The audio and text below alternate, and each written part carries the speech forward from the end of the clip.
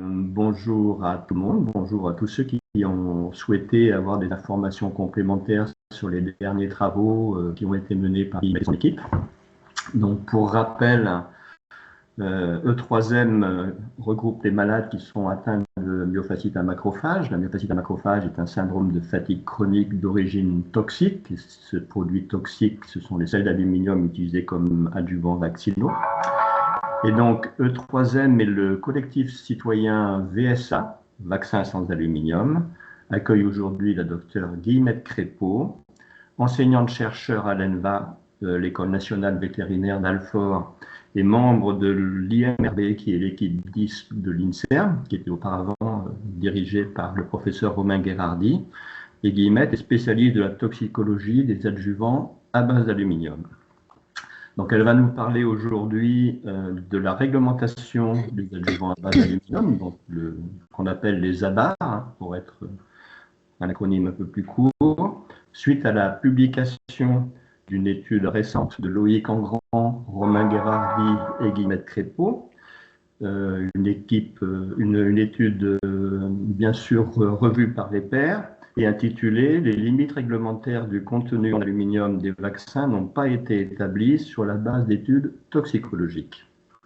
Donc, Guillemette nous expliquera tout ça en détail. Donc, nous enregistrons pour une diffusion ultérieure. Et Zoé, qui est chargée de communication à E3M depuis le début de l'année, assure le suivi du chat. Donc, vous pouvez poser vos questions sur le chat au fur et à mesure si vous le souhaitez.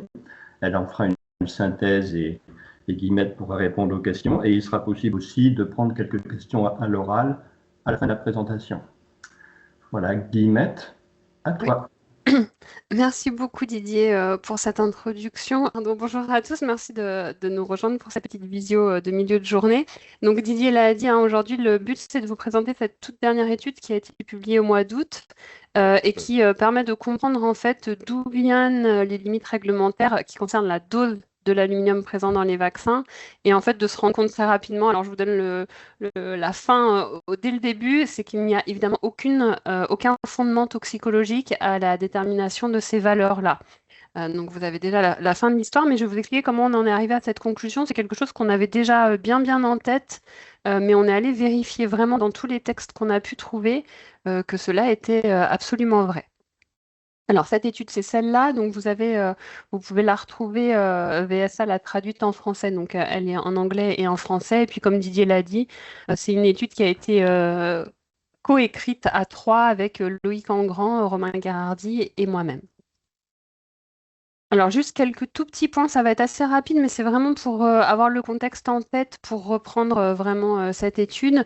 Il faut bien comprendre que quand on parle aujourd'hui, et ça c'est important, quand on parle d'aluminium dans les vaccins aujourd'hui, on parle de particules et on parle de trois composés différents qui sont l'oxyhydroxyde d'aluminium, l'hydroxyphosphate d'aluminium et le sulfate d'hydroxyphosphate d'aluminium. Ce dernier-là, c'est celui qui est par exemple dans le Gardasil. Alors là, je vous ai mis quelques images de ces adjuvants, tout seuls ou au sein des vaccins qui les contiennent. Et puis on voit que dans l'un des vaccins pédiatriques, qui est l'Infanrix Fexa, on a un mélange des deux premiers adjuvants. Alors, le rôle des adjuvants dans les vaccins, c'est quelque chose qui est déjà connu, c'est d'améliorer la réponse immunitaire. Adjuvare, ça veut dire aider, ce qui est une manière très gentille de dire les choses. Le but d'un adjuvant, c'est de produire une inflammation, de produire une réaction toxique à l'échelle cellulaire et donc d'activer la réponse inflammatoire et la réponse immunitaire aux antigènes qui sont dans ces vaccins-là. Alors, les adjuvants à base d'aluminium, ils vont fonctionner, ils vont activer différents mécanismes qui sont assez complexes, qu'on ne connaît pas d'ailleurs tous très bien en détail. Le principal, c'est la voie de l'inflammasome NLRP3. Je la cite là, même si évidemment, ce n'est pas quelque chose dont on va parler aujourd'hui, mais c'est une voie qui est très importante, notamment quand on regarde tout ce qui est neuroinflammation chez le tout petit dans le cadre des troubles neurodéveloppementaux. Donc, ce n'est pas du tout anecdotique cette voie, et c'est vraiment un mécanisme d'action important pour les adjuvants à base d'aluminium. Ce qu'on sait pour contextualiser un peu l'historique de ces composés-là, c'est qu'ils ont été développés dans les années 1920 et que la première utilisation dans un vaccin humain remonte à 1932 avec un composé qui s'appelle à ce moment-là l'alun et il faut vraiment avoir en tête dès maintenant que c'est ce premier composé-là qu'on appelle alun, alors M avec un M ou un N, qui est de l'alun de potassium, ce n'est pas ce qu'on trouve, ce qu'on appelle les abats aujourd'hui. Donc ce n'est pas l'hydroxyde d'aluminium, l'hydroxyphosphate et le sulfate d'hydroxyphosphate. Ce sont des composés différents dans les années 20 et maintenant avec un changement autour des années 40 environ. Alors, les premières alertes sur la toxicité des adjuvants à base d'aluminium, elles remontent aux années 1970. Et puis, ce qu'on a déterminé dans une étude de 2020, et c'était déjà une étude co-signée en premier auteur par Loïc Engrand, c'est que la moitié de l'exposition totale, donc si on regarde l'exposition d'un individu jusqu'à l'âge de 85 ans, on s'aperçoit qu'en fait, la moitié de toute cette exposition va avoir lieu avant l'âge de 1 an.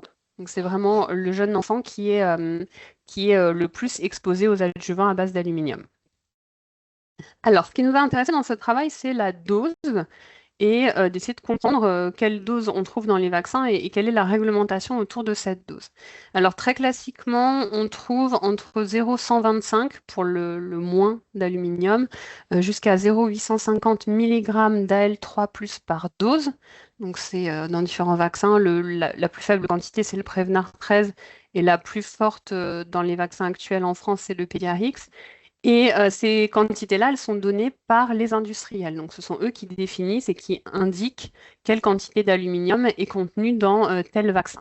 Alors ça pose un premier problème, en fait, c'est que quand l'équipe du professeur Christopher Exley a mesuré, ils ont pris plusieurs vaccins et à chaque fois plusieurs doses de chaque vaccin, et puis ils ont remesuré la quantité d'aluminium présente dans ces vaccins. Ils se sont rendus compte qu'en fait, il faut y avoir des différences, une variabilité pour chaque vaccin.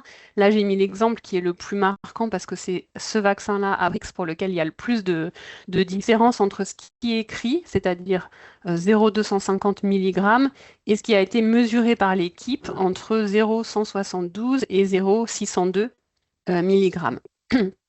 Ça, c'est une première question qui n'est pas simple, évidemment, pour déterminer l'exposition d'un individu et qui n'est pas évidente non plus quand on fait des manips pour être sûr de savoir ce que reçoivent les animaux ou les cellules qu'on expose à ces composés-là.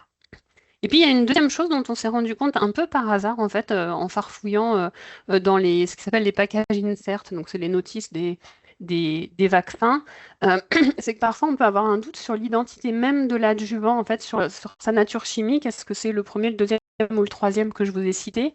Ici, c'est un document tout à fait officiel de la FDA américaine pour le Recombivax. Et ce qu'on peut lire, c'est que le vaccin, enfin tous ces vaccins Recombivax, contiennent environ, alors le environ n'est pas très important ici parce qu'évidemment, il peut y avoir une fluctuation en fonction de la technique de mesure, ça c'est pas très grave. 0,5 mg d'aluminium amené sous forme de sulfate d'hydroxyphosphate, appelé autrefois ou appelé auparavant hydroxyde d'aluminium. Alors ça n'existe pas, hein, des composés qui changent de nom. C'est pas possible. Alors qu'il l'ait appelé avant, mais que ça ait toujours été le sulfate d'hydroxyphosphate, c'est très possible. Mais en tout cas c'est un petit peu compliqué d'avoir ce genre de choses dans un RCP en tout cas. Et on voit que les choses sont pas très claires en termes de dose et puis en termes même parfois de nature chimique de l'adjuvant. Voilà. Alors, ce qu'on entend beaucoup, moi, ça fait 12 ou 13 ans maintenant que j'ai commencé à m'intéresser à ces composés, ce que j'entends à longueur de temps, et de la part de gens, de professionnels, c'est qu'il y a une dose réglementaire que on sait très bien qu'à cette dose-là, on est en deçà d'un seuil de sécurité, et donc il n'y a pas vraiment besoin de se poser la question. Et c'est une phrase qui a commencé un petit peu à m'agacer, je dois dire, ces derniers mois, puisque je l'ai entendu, je l'ai lu en fait dans un échange de mails. Et c'est le Centre régional de pharmacovigilance de Montpellier qui avait écrit ça. Je vous ai repris la phrase. Le seuil de sécurité, donc c'est très clair, le seuil de sécurité fixé dans les vaccins est de 0,85 mg d'aluminium par dose vaccinale. Et à force d'entendre cette notion de sécurité, on s'est dit avec Loïc Engrand qu'on allait essayer de comprendre d'où venait cette idée, qui est vraiment une idée fausse, et puis d'écrire, de montrer vraiment noir sur blanc que c'était une idée absolument fausse. Alors, voilà, on a réfléchi, c'est juste qu'on a bien réfléchi. Je vais vous expliquer tout ça, mais avant, pour bien comprendre, et moi je me suis fait ce schéma-là aussi pour bien comprendre les choses, en fait on a regardé les textes américains, et je reviendrai après sur la situation européenne et française, mais on est vraiment parti des États-Unis, et donc il faut juste comprendre parce que les responsabilités peuvent varier au cours du temps d'un institut à un autre, donc j'ai juste reprécisé ça dès le début.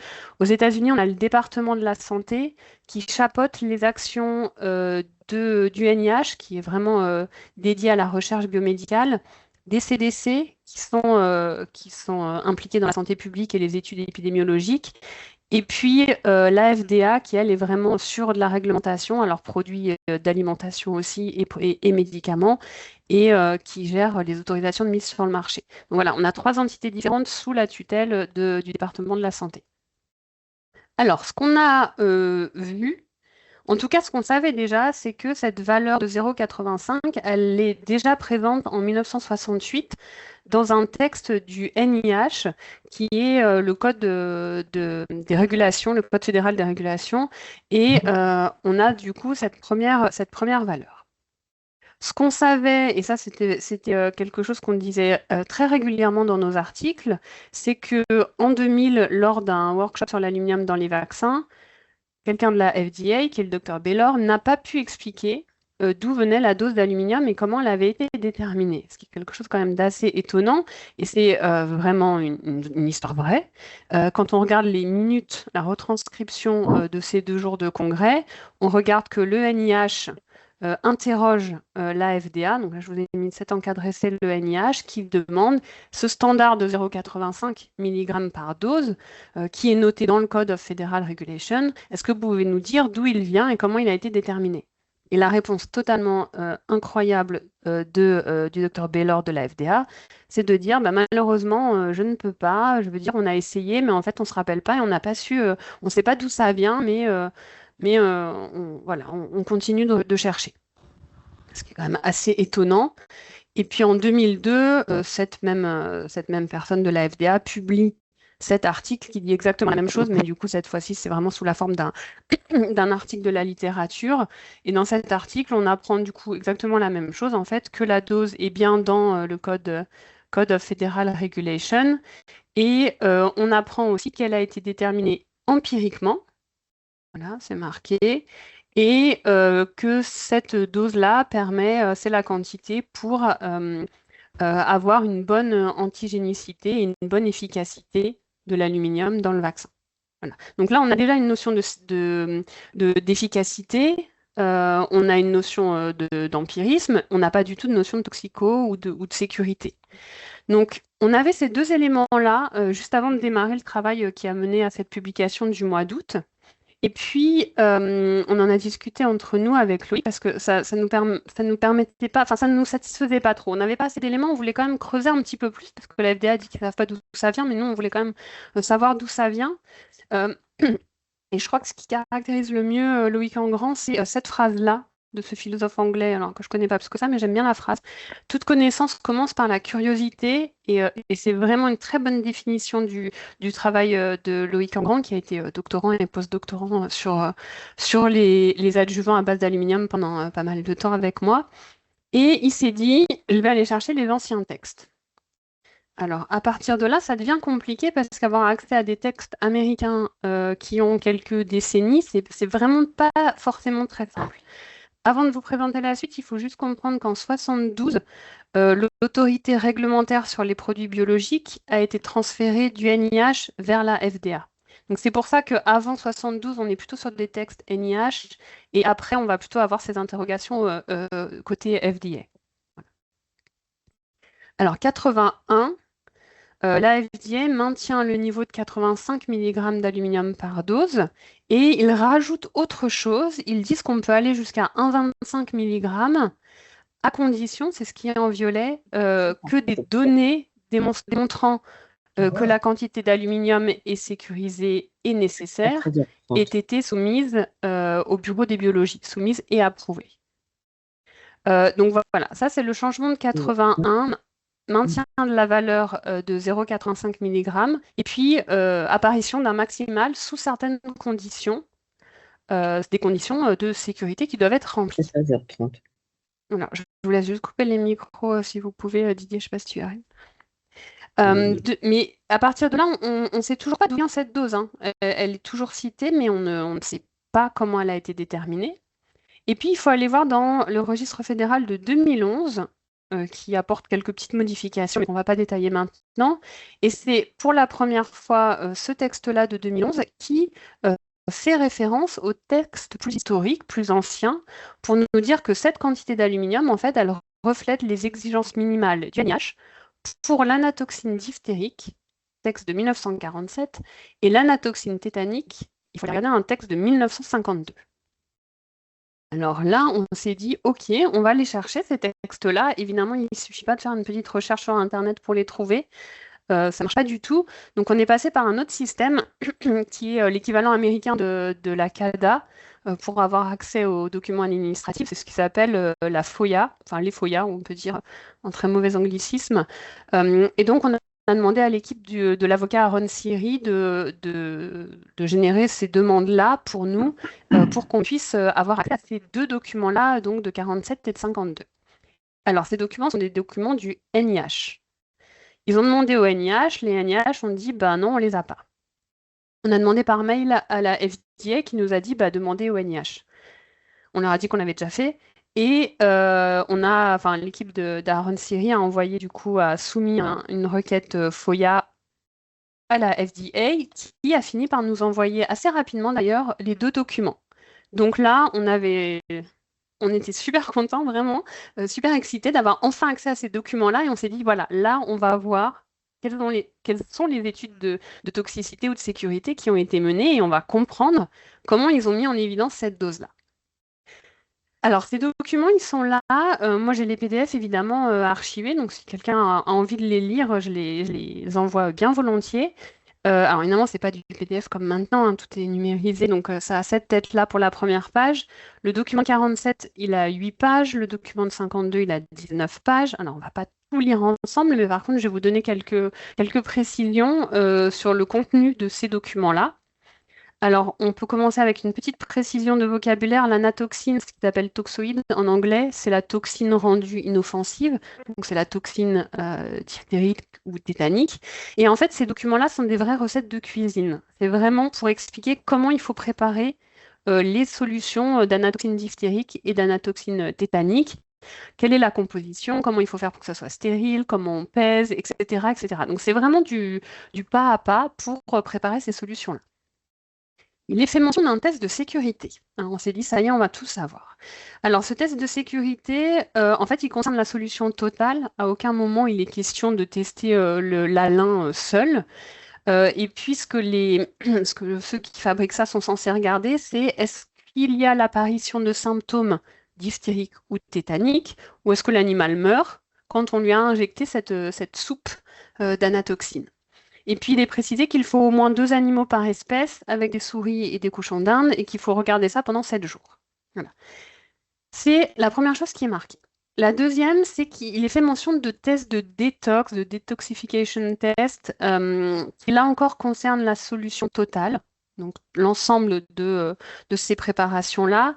Et puis c'est un petit peu la même chose, mais avec des détails un peu différents. L'idée, c'est aussi de regarder si les animaux présentent la maladie, donc diphtérie ou tétanos, ou alors s'ils décèdent.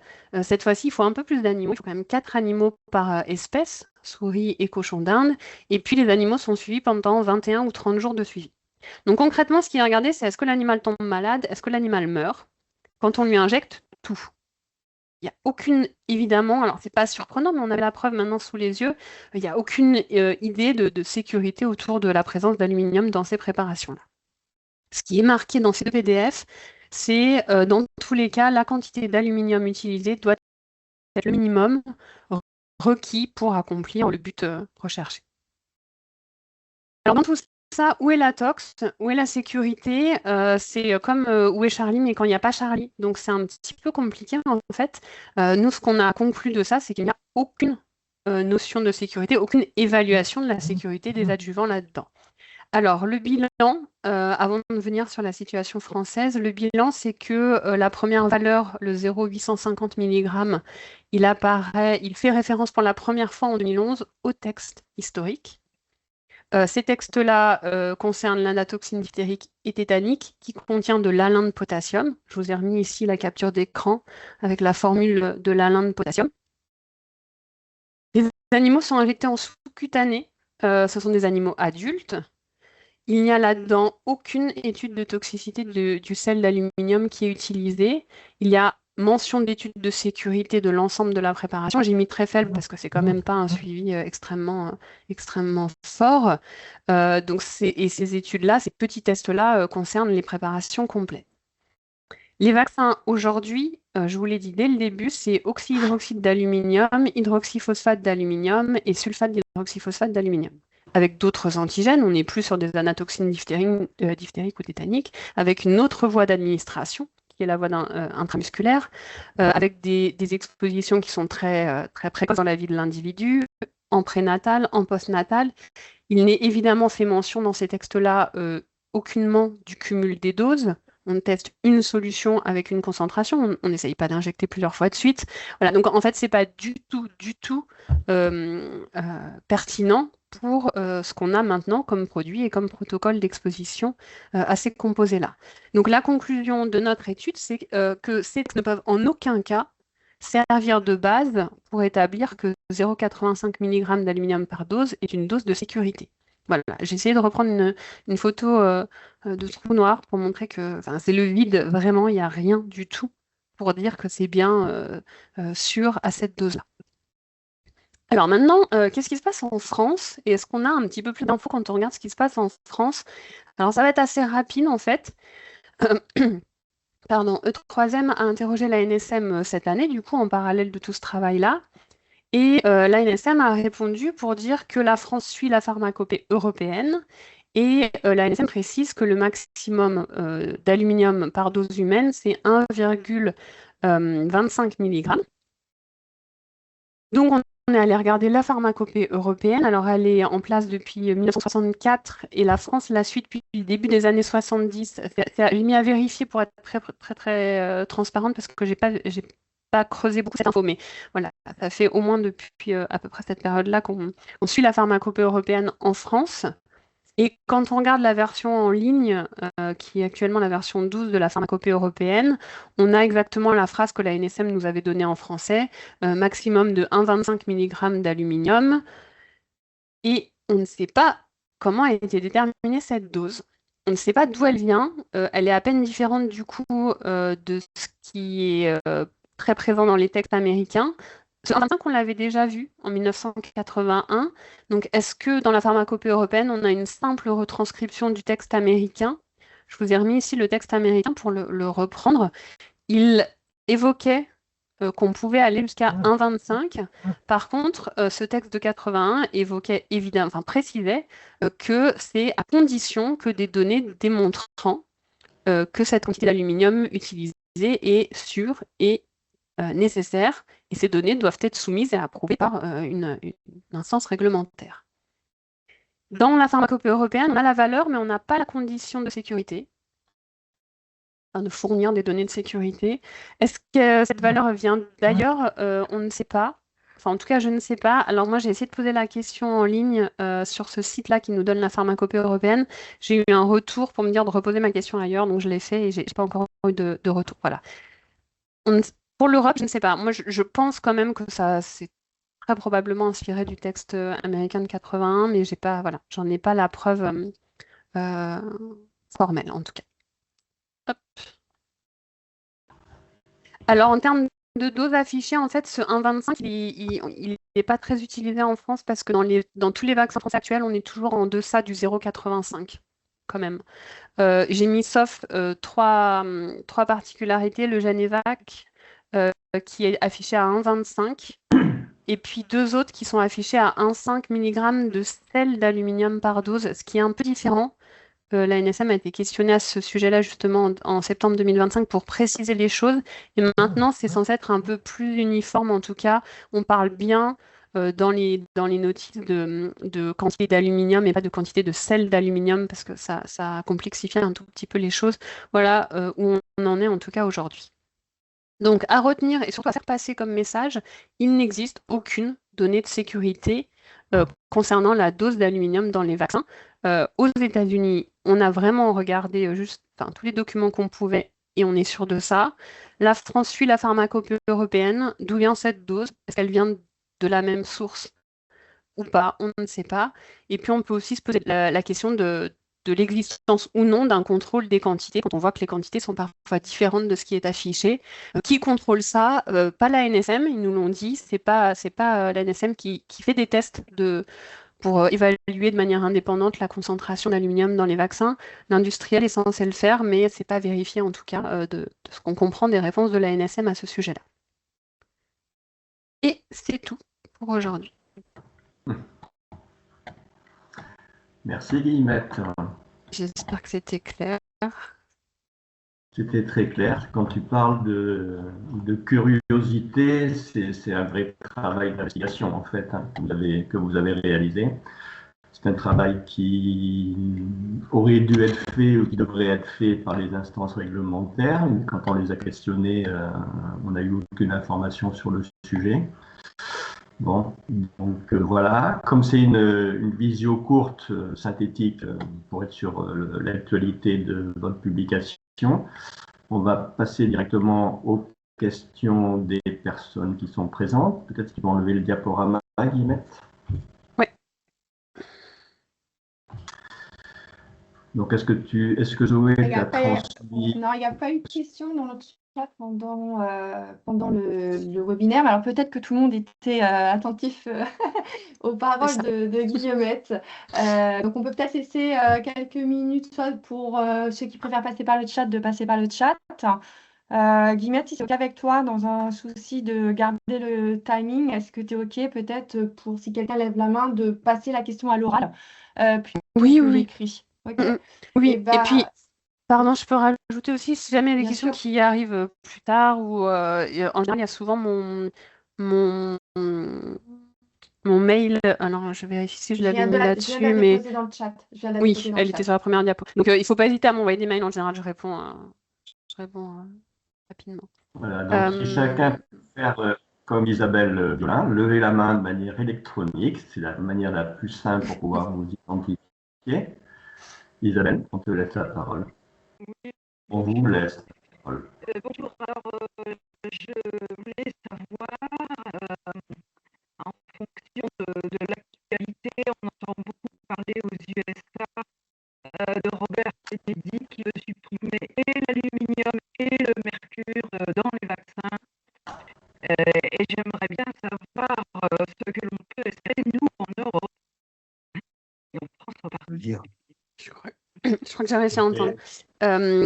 Oui, alors la question, elle est intéressante. Le fait d'enlever l'aluminium des vaccins a été explicitement dit lors d'une conférence de presse il y a quelques jours ou peut-être 2 semaines maintenant. Voilà, maintenant, qu'est-ce que ça va apporter? Comment ça va arriver jusqu'en Europe? Est-ce qu'ils vont le faire? Dans quel délai? Moi, j'ai vraiment pas de vision là-dessus. Ce qu'on peut rajouter, c'est qu'on suit de très près ce qui se passe de l'autre côté de l'Atlantique. Et bon, on va peut-être pas parler trop de ce qui se passe là, parce que c'est un sujet qui est toujours un peu, on va dire, chaud. Mais comme on est sur un temps très court, on va peut-être plutôt rester sur la réglementation des abats, si vous voulez bien. Oui, effectivement, il y a Diane qui posait une question. Est-ce qu'il est tout... Donc, juste de dire que cet adjuvant n'a donc jamais été testé. Alors, oui, c'est exactement ça. Ce qu'on peut dire, c'est que l'adjuvant historique n'a jamais été testé, l'alun de potassium. Il était utilisé, mais il n'a pas été testé correctement. Et de toute façon, ce n'est pas celui-là qu'on utilise maintenant. On a 3 composés maintenant qui contiennent de l'aluminium, qui sont utilisés comme adjuvant des vaccins. Et ceux-là n'ont non plus, à ma connaissance, aujourd'hui, jamais été testés. Alors, je précise, tu me diras, Guillemette, si c'est juste, n'ont jamais été testés par les autorités sanitaires. Oui. A priori, on peut penser que les fabricants ont procédé à quelques tests, et en particulier MSD avec son adjuvant, Brésil pour lequel il y a un brevet, et donc les chercheurs indépendants comme Guillemette et ses collègues n'y ont pas accès. Voilà. Donc pas testé par les autorités sanitaires, a priori, ou alors testé avec des résultats qui n'ont pas été communiqués. En tout cas, oui, on n'a pas ces données accessibles pour aller les regarder. Ouais. Guillemette, j'ai une question. Yann, vous voulez prendre la parole? Pardon. Ah oui, juste pour terminer, là, si ça n'a pas été, si les fabricants ont fait des tests, est-ce que l'ANSM, elle, peut avoir accès aux tests? Ou est-ce que c'est tout le monde qui n'a pas accès vu que c'est un brevet? Alors, ça, Didier, il me semble que l'ANSM peut accéder à ce qu'elle veut, mais... Ouais. Après, Chris Exley avait posé la question au niveau de l'Agence européenne des médicaments, et il lui avait répondu que les tests étaient faits sur les vaccins entiers et pas sur les adjuvants. Oui, ce qui est approuvé, c'est le vaccin avec aluminium, c'est pas l'aluminium. Juste pour reprendre la question de Sophie, sur les compositions des vaccins, alors je l'avoue, je ne les connais pas, ces vaccins-là, pas tous, en tout cas pas les deux premiers. Par contre, sur mesvaccins.net, c'est une bonne source pour avoir la composition. Il faut aller regarder, mais il y a bien de l'aluminium dans les vaccins méningocoques ACWY. MNVO. Faut aller regarder. Oui. Je confirme. Ouais. Je suis étonnée parce que c'est pas écrit sur mesvaccins.net justement. C'est vrai? Il y a effectivement des adjuvants aluminiques sur le bec 0, que le méningocoque B. Oui, exactement. Il y en a sur le méningocoque C tout seul dans le NICEVAC, etc. Mais dans les quadrivalents ACWY qui ont été rendus obligatoires cette année, il n'y a pas marqué adjuvant. Et il n'y a pas marqué aluminium. Il n'y a pas du tout écrit. Oui, donc c'est vrai. Je suis étonnée, je ne sais pas pourquoi. Voilà. C'est à vérifier, oui. Ouais, là, je suis juste rapidement sur la page du MNVO. Effectivement, il n'y a pas de mention de l'aluminium. Alors, c'est vrai que moi, j'ai tendance toujours à les regarder. Je ne les ai pas tous en tête absolument par cœur. Ouais, c'est vrai. Ok, est-ce qu'il y a d'autres questions? Alors, Stéphane Burkel. J'aurais une question. Ah ben, il y en a deux. Il y a Stéphane Burkel. Bonjour, monsieur Burkel. Il faut juste mettre le micro.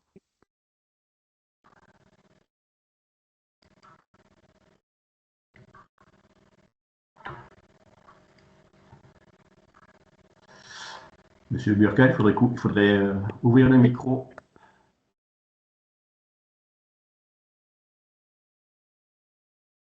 Alors, en attendant... Voilà, est-ce que vous m'entendez? Bon. Oui, parfait. Ah, excusez-moi, c'est la première fois que j'utilise Teams. Je n'ai pas vu.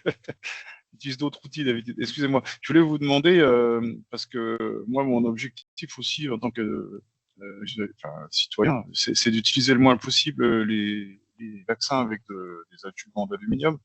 Mais c'est compliqué parce que je n'ai pas vraiment de liste à disposition. Je ne sais pas s'il y en a qu'on peut éviter. Je sais qu'ils ne sont pas tous remplaçables, mais est-ce qu'il y a moyen d'avoir une information pour nous dire utilisez plutôt ce vaccin que tel autre pour limiter la dose justement dans sa vie? Alors, sur la composition, la quantité d'aluminium dans les vaccins, nous, on avait publié en 2020 une étude qui reprenait tous les vaccins et qui donnait à chaque fois quel adjuvant à quelle dose. Mais ça a déjà 5 ans, donc évidemment, il peut y avoir des nouveaux vaccins ou des vaccins commercialisés. J'ai pas suivi, on est en train d'actualiser ça, mais là, j'ai pas la réponse. Par contre, les données, elles sont pour le coup sur mesvaccins.net, c'est assez facile d'aller regarder la quantité d'aluminium. Après, éviter les sels d'aluminium en l'état du marché des vaccins aujourd'hui, c'est un peu compliqué parce qu'on en a quand même dans... si on regarde les vaccins pour enfants, à part les méningocoques ACWY et le rougeole, oreillon, rubéole, il y a des adjuvants alu dans tous les autres. Donc, Et on peut rajouter que c'est un marché mondialisé, de toute façon, et que donc tout ce qui existe ailleurs, c'est ce qui est disponible ici, sous un nom ou sous un autre.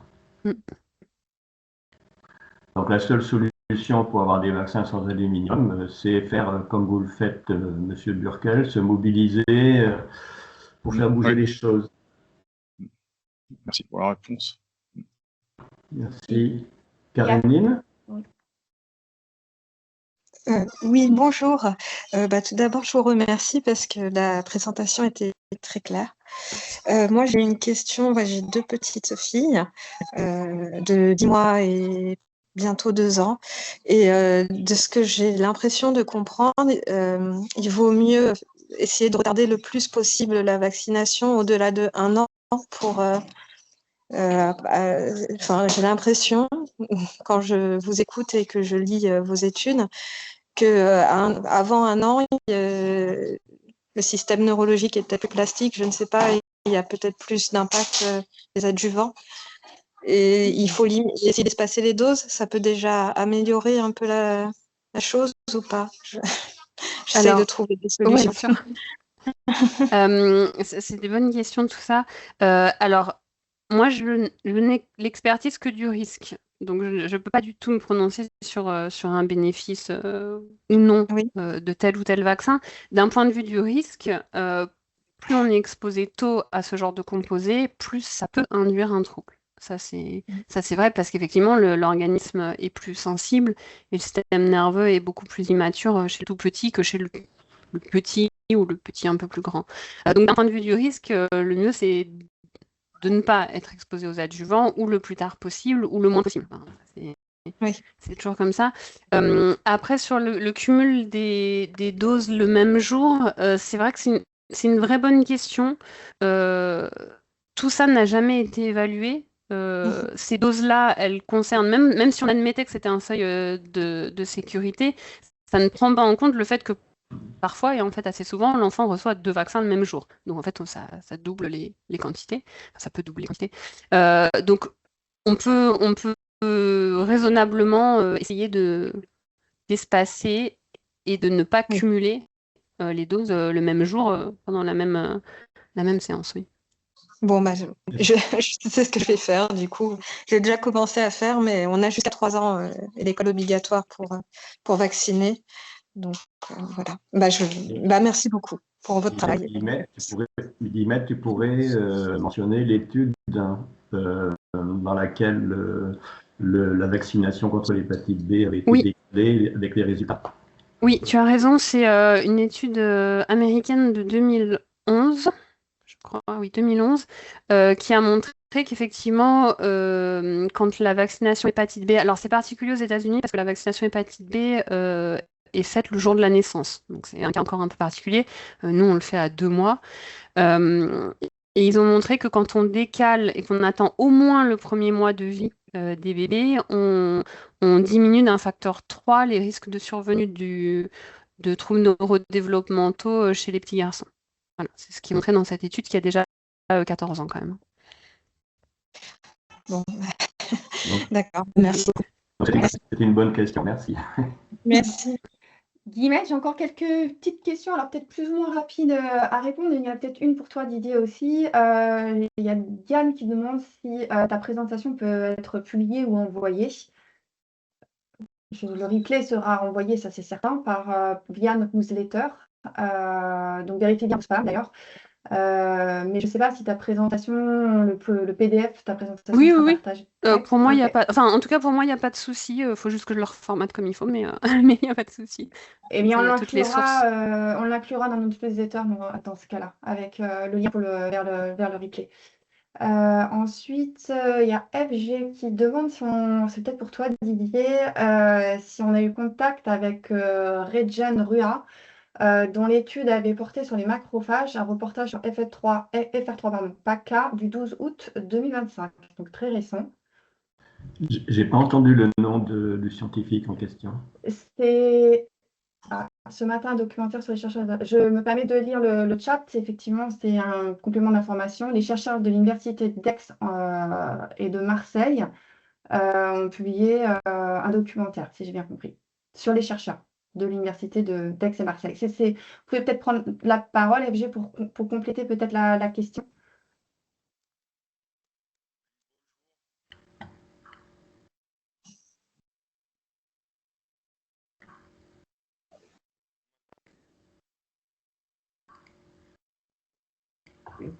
Oui. Monsieur ou Madame FG, si vous voulez prendre la parole.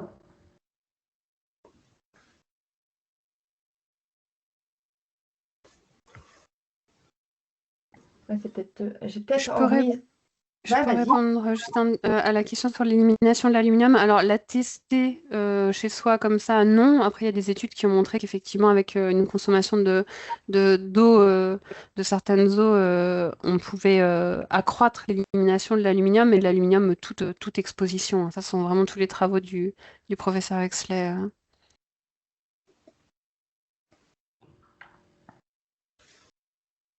On n'aura peut-être pas la suite. Non, peut-être pas. En fait, peut-être, Didier, je pense que peut-être il y a deux sujets dans le sujet. C'est-à-dire qu'il y a si je comprends bien, il y a un reportage qui a été publié sur FR3 PACA le 12 août 2025 et qui porte sur les macrophages. Et c'est Rejane Rua qui aurait fait cette étude. Rejane, pardon. Excusez-moi. Et du coup, il y a un autre documentaire apparemment ce matin qui a été diffusé sur FR3 PACA sur les chercheurs de l'Université d'Aix-Marseille. Le mieux serait de nous envoyer les liens, puis on regardera ça plus près. Hein. Ouais. Est-ce qu'il y a d'autres questions? Alors peut-être pour terminer, parce qu'on arrive au bout du temps qu'on s'était donné, j'aurais une double question, Guillemette, à te poser, parce que vous avez, ces dernières années, vous avez publié pas mal. Il y a eu 6 ou 7 publications dans des revues à comité de lecture, hein, donc revues par les pairs, dont celle-là. Et est-ce que par rapport à celle d'avant et à celle-ci, vous avez été contacté par les agences de sécurité sanitaire dont c'est le travail d'être vigilant sur les publications scientifiques, en particulier sur des questions comme la vaccination qui concernent le monde entier, compte tenu en plus des alertes qui existent sur l'aluminium et compte tenu aussi du fait que le Conseil d'État reconnaît le lien entre les adjuvants aluminiques et la myofascite à macrophage. Et aussi, je rajoute que la NSM vous avez auditionné en 2017 pour faire le point sur les études menées depuis 4 ans grâce au financement qu'on avait obtenu de la NSM et qu'ils avaient dit que les travaux étaient intéressants, qu'il fallait poursuivre, qu'ils n'avaient pas les financements pour vous financer, qu'il fallait donc les trouver ailleurs. Il y a eu un financement, entre autres, de l'ANR, l'Agence nationale pour la recherche, qui est arrivé après. Donc, compte tenu de tous ces éléments, on peut s'attendre à ce que les agences sanitaires vous téléphonent peut-être tous les ans ou après chaque publication. Est-ce que c'est le cas? Alors, écoute, téléphone non, mail non plus. J'ai aucun échange, aucune sollicitation de la part de la NSM. Non, absolument aucune. Je vais vérifier mes spams, hein, mais absolument rien du tout. D'accord, grand silence. Je pense que c'est... Bon, en plus, cette vidéo sera diffusée. Je pense que c'est une vraie question. C'est-à-dire, quand on nous dit que les vaccins sont sûrs et efficaces, effectivement, si, quand il y a des alertes, des études qui questionnent sur tel ou tel aspect, on ne va pas chercher à en savoir plus. On peut comprendre que la sécurité n'est peut-être pas ce qui est, en fait, pour les vaccins, compte tenu de ce dogme de la sécurité. Et quand on sait par ailleurs que la pharmacovigilance est en déshérence totale, on sait que seulement 1 à 10% des effets indésirables sont déclarés.